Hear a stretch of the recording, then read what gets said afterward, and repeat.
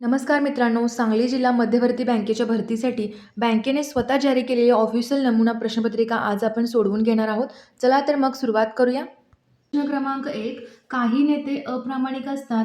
सत्यप्रिय हा नेता आहे. या दोन विधानावरून खालीलपैकी कोणता निष्कर्ष निश्चितपणे निघतो?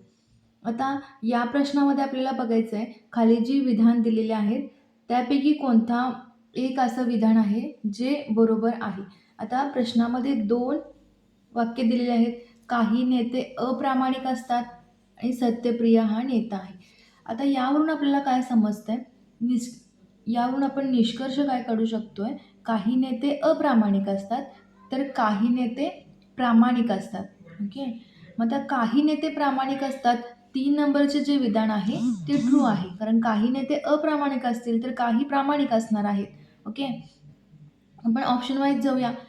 पहिलं विधान जे आहे ते काय आहे? सत्यप्रिय प्रामाणिक आहे. असं कुठं दिलं आहे का? सत्यप्रिय प्रामाणिक आहे. सत्यप्रिय अप्रामाणिक सुद्धा असू शकतात. ओके. आणि इथं काय सांगितलेलं आहे? सत्यप्रिय नेता आहे. पण असं कुठेही उल्लेख केलेला नाही की सत्यप्रिय हा प्रामाणिक आहे. त्यामुळे ऑप्शन 1 होणार नाही. ऑप्शन 2 मध्ये काय सांगितलेलं आहे? सत्यप्रिय अप्रामाणिक आहे. सत्यप्रिय अप्रामाणिक आहे हाही निष्कर्ष यावरून काढता येत नाही. त्यामुळे हेही विधान चुकीचं आहे. हे विधान 3 नंबरचं जे विधान आहे ते करेक्ट आहे.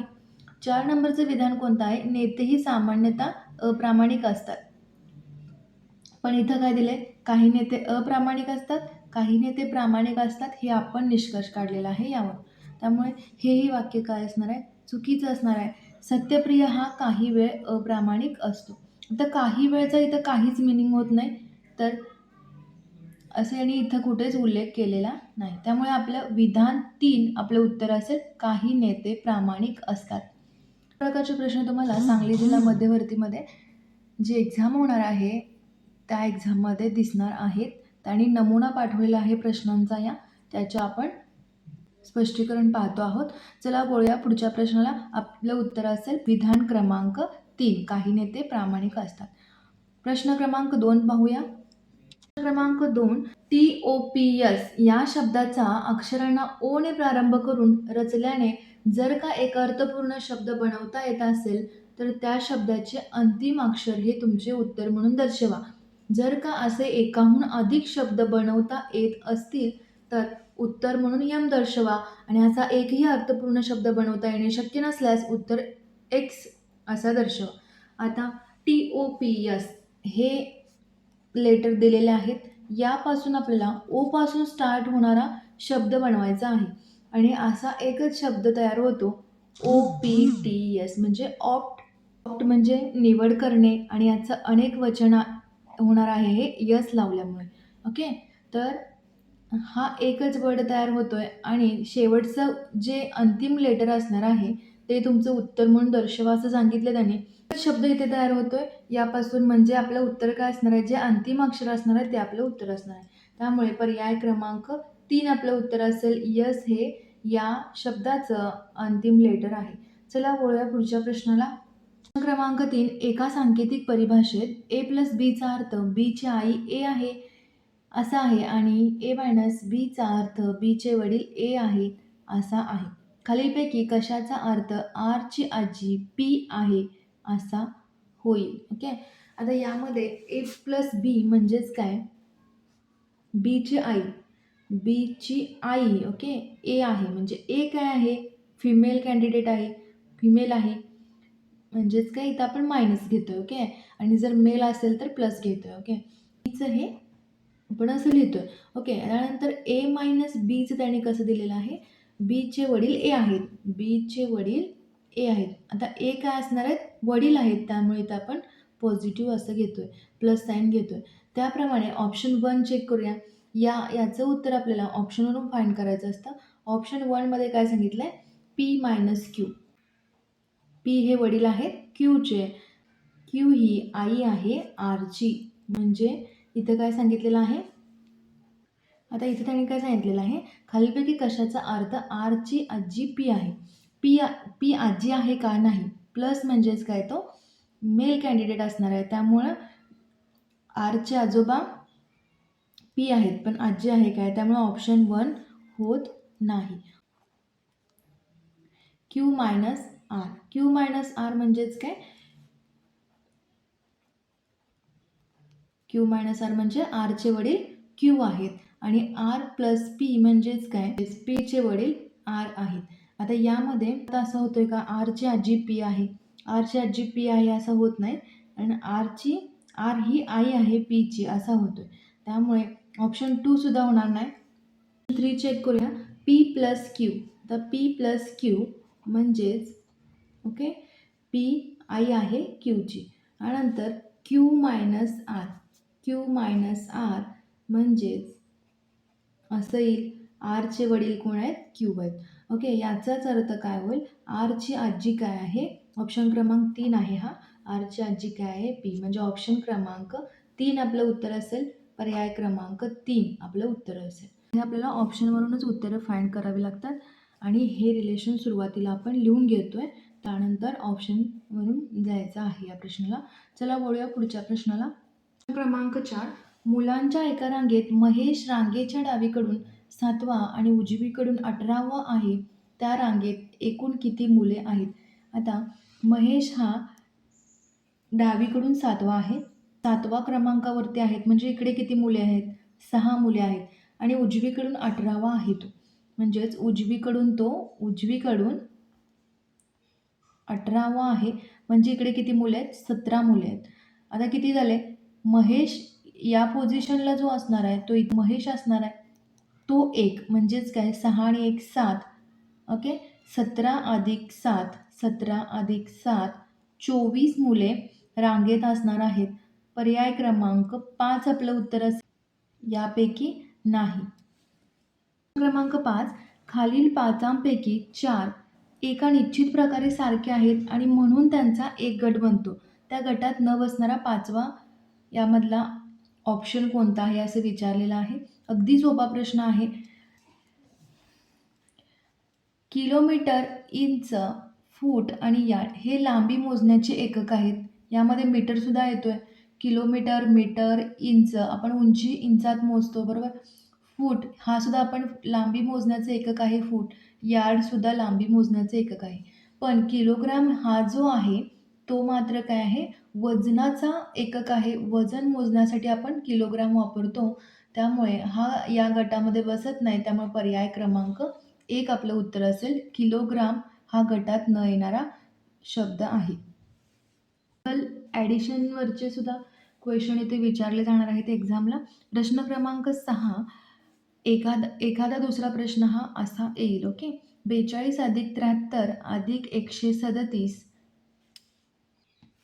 सिंपल आहे हे. याचं उत्तर येईल 252. पर्याय क्रमांक 2 आपलं उत्तर असेल. क्रमांक 7 देखील त्याने दिलेला आहे. हाही खूप सोपा प्रश्न आहे. 20 गुणिले 1/2. 20 गुणिले 1/2 म्हणजेच काय? 10 आपलं उत्तर असेल आणि ऑप्शनमध्ये 10 कुठेच नाही, त्यामुळे यापैकी नाही आपलं उत्तर असणार आहे. पर्याय क्रमांक 5 आपलं उत्तर असेल. प्रश्न क्रमांक 8. जर एका लिंबाला 10 पैसे तर 6 लिंबांची किंमत किती पैसे? एका लिंबाला 10 पैसे तर 6 लिंबांची किंमत किती असणार आहे? 60 पैसे. पर्याय क्रमांक 3 आपलं उत्तर असेल. खूप सोपा प्रश्न आहे हा. अशा प्रकारचे देखील प्रश्न विचारले जाऊ शकतात. प्रश्न क्रमांक 9 पाहूया काय आहे. प्रश्न क्रमांक 9 ते 11. निम्नलिखित सारणीचा काळजीपूर्वक अभ्यास करा आणि खालील दिलेल्या प्रश्नांची उत्तरे द्या. एका निवड परीक्षेमध्ये लेखी परीक्षेत 300 मधून आणि इंटरव्ह्यूमधील 100 मधून उमेदवारांना प्राप्त गुणांकानुसार 1000 उमेदवारांचे वर्गीकरण. लेखी परीक्षेतील जे गुण आहेत ते 300 पैकी असणार आहेत आणि इंटरव्ह्यूमधील जे गुण आहेत ते 100 पैकी गुण द्यायचे आहेत आणि त्या गुणांकानुसार 1000 उमेदवारांचे वर्गीकरण केलेलं आहे. हा चार्ट दिलेला आहे इथं. तर प्रश्न क्रमांक 9 पाहूया याच्यावरचं काय आहे. प्रश्न क्रमांक 9. किती उमेदवारांना लेखी परीक्षा आणि इंटरव्ह्यू दोन्हीमध्ये 69% आणि अधिक गुण मिळाले आहेत? म्हणजे 69% आणि अधिक गुण किती उमेदवारांना लेखी परीक्षा आणि इंटरव्ह्यूमध्ये दोन्हीमध्ये मिळालेले आहेत असा प्रश्न आहे. आता ही परीक्षा 300 मार्काची आहे, तर त्यांनी 100 300 म्हणजे 100% लिहूया आणि आता आपल्याला 69% म्हणजेच किती हे फाइंड करायचं आहे. 100% म्हणजे 300, तर 69% म्हणजे किती होतात हे कसं काढूया आपण, तिरकस गुणाकार करूया. 300 गुणिले 69 भागिले 100, 207 आपलं उत्तर येईल. मग लेखी परीक्षेमध्ये हे जे आपण काढलेलं आहे ते लेखीमध्ये, ओके. 7 पेक्षा जास्त गुण ज्या उमेदवारांना मिळालेले आहेत ते यामध्ये येतील, ओके. 207 पेक्षा जास्त लेखी. तर चार्टमध्ये पाहूया आता. 207 पैकी जास्त म्हणजे 200, 160 आणि 209 मध्ये सुद्धा 207 येणार आहे. त्यामुळे आणि त्याने काय सांगितलंय, इंटरव्ह्यू दोन्हीमध्ये पाहिजे 69% पेक्षा जास्त, ओके. म्हणजेच 70चा कॉलम आपल्याला पूर्ण घ्यावा लागेल हा, ओके. 70 आणि अधिक इंटरव्ह्यूचे गुण 70 आणि अधिक 69% पेक्षा जास्त इंटरव्ह्यूमध्ये आणि लेखी परीक्षेमध्ये 207 पेक्षा जास्त, म्हणजे हा सुद्धा आपल्याला घ्यावा लागेल. म्हणजे हे तिन्ही यामध्ये येतील, म्हणजे 9 9 18 आणि 4 22, म्हणजे आपलं उत्तर असेल 22 उमेदवार यामध्ये येतील. म्हणजेच आपलं उत्तर येईल 22 उमेदवार लेखी परीक्षा आणि इंटरव्ह्यू दोन्हीमध्ये 69% गुण आणि अधिक गुण मिळवून इथे सिलेक्ट होतील 22 उमेदवार. प्रश्न क्रमांक 10 बघूया. प्रश्न क्रमांक 10, जवळपास 325 उमेदवारांना लेखी परीक्षेत पास व्हायचे आहे, तर पास होण्यास किती टक्के गुण आवश्यक आहेत? इथं दिलेलं आहे लेखी परीक्षा आणि 325 उमेदवार पाहिजेत त्यांना, बघूया, ओके. तर प्रश्नानुसार हे लेखी परीक्षेचे गुण आहेत आणि हे इंटरव्ह्यूचे गुण आहेत, बरोबर. आता 325 गुण पाहिजेत त्यांना लेखी परीक्षेत, तर आपण कसं करतोय बघा. आता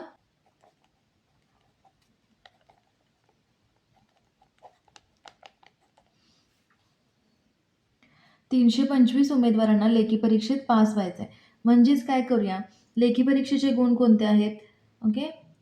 260हून अधिक उमेदवार कोणते असणार आहेत, यांची सर्वांची ॲडिशन येईल, बरोबर.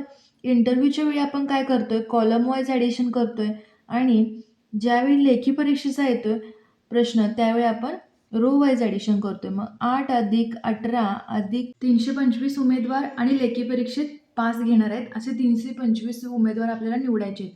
मग आपण इथं कसं घेतोय, लेखी परीक्षेचे गुण आपण हॉरिझॉन्टली जात आहे, त्यामुळे 8 अधिक 18 अधिक 26 अधिक 18 26 अधिक 4 किती होईल, याचं उत्तर येईल 100 होईल याची ॲडिशन. त्यानंतर 210 ते 259 पर्यंत किती ॲडिशन होते बघायची. म्हणजे आपल्याला 325 पर्यंत त्याच्या आसपास त्याची ॲडिशन करायची आहे. मग ते 210 ते 259 हे कधी झालेलं आहे, 260 आणि अधिक. त्यानंतर 210 ते 259 किती होणार आहे, 5 अधिक 4 अधिक 30 याची ॲडिशन होईल 80, हे झालं 180. त्यानंतर आपल्याला 325च्या आसपास पाहिजे. आता हे 210 ते 259 झालेलं आहे. त्यानंतर 160 ते 209 घेऊया. 16 अधिक 10 अधिक 45 अधिक 56 अधिक 18 अधिक 9 यांची ॲडिशन होईल 154. आता यांची ॲडिशन करूया. 100 अधिक 80 अधिक 154 334 याची ॲडिशन आलेली आहे, म्हणजे 325च्या आसपास आहे. म्हणजे 160 ते 209च्या ग्रुपपर्यंत आपल्याला हे उमेदवार निवडायचे आहेत, जेणेकरून 325 उमेदवार होतील आणि हे जी संख्या दिलेली आहे ती उमेदवारांची संख्या दिलेली आहे, बरोबर. आणि ते लेखी परीक्षेत पास असतील. आता हे यांनी पुढे काय सांगितलं आहे, जवळपास 325 उमेदवारांना लेखी परीक्षेत पास व्हायचे आहे, तर पास होण्यास किती टक्के गुण आवश्यक आहेत. आता हे तिन्ही तर आपण सिलेक्ट केले आहेत, पण किती टक्के गुण आवश्यक आहेत, म्हणजेच 160 कमीत कमी 160 गुण आवश्यक आहेत, बरोबर. म्हणजे 160 कितीपैकी, 300 पैकी, बरोबर. ते आपण कसं टक्केवारीत काढायचे, 160 भागिले 300 गुणिले 100. इथे काय 3×5=15 आणि 3×3=9 म्हणजे उत्तर किती आलेलं आपलं 53%. ओके, 53% उत्तर आलेलं आहे. म्हणजेच 53% गुण आवश्यक आहेत. 325 उमेदवार आपल्याला लेखी परीक्षेतून निवडायचे आहेत. ओके, म्हणजे आता कोणता ऑप्शन यामध्ये बसतोय बघूया. 20 अधिक 70 अधिक 36 अधिक 53% पाहिजे, म्हणजे 36 अधिक हा ऑप्शन इथे आपल्याला मिळेल. कारण 53% गुण असलेले विद्यार्थी आपल्याला सिलेक्ट करायचे आहेत आणि ते जे गुण आहेत ते 36 अधिक या कॉलममध्ये बसतात. चला वळूया पुढच्या प्रश्नाला. प्रश्न क्रमांक 11. जवळपास 42% उमेदवार इंटरव्ह्यूच्या खालील गुणांच्या कोणत्या पंक्तीत बसतात? प्रश्न क्रमांक 11 लिहून घेतलेला आहे. 42% उमेदवार इंटरव्ह्यूच्या खालील गुणांच्या कोणत्या पंक्तीत बसतात? आता सेम आपण लेखी परीक्षेचं जसं केलं होतं, आता प्रश्न क्रमांक 10 मध्ये सेम तसंच करायचं आहे. तर इथे काय सांगितलं, 42% उमेदवार, 1000 उमेदवारांचे वर्गीकरण आहे, त्यामुळे 1000 गुणुले 42%, 420 उमेदवार. 10 मध्ये काय दिलेलं आपल्याला, उमेदवारांची संख्या दिलेली आहे 325, पण इथे टक्केवारीमध्ये दिलेलं आहे, त्यामुळे टक्केवारीचं आपण काय केलेलं आहे 420 असं, 42%चं 420 उमेदवार असं सुरुवातीला करून घेतोय आपण.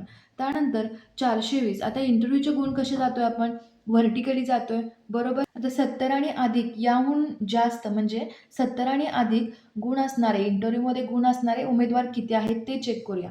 70 आणि 4 अधिक 9 अधिक 9 अधिक 5 अधिक 5 अधिक 2 याची ॲडिशन किती येईल 34.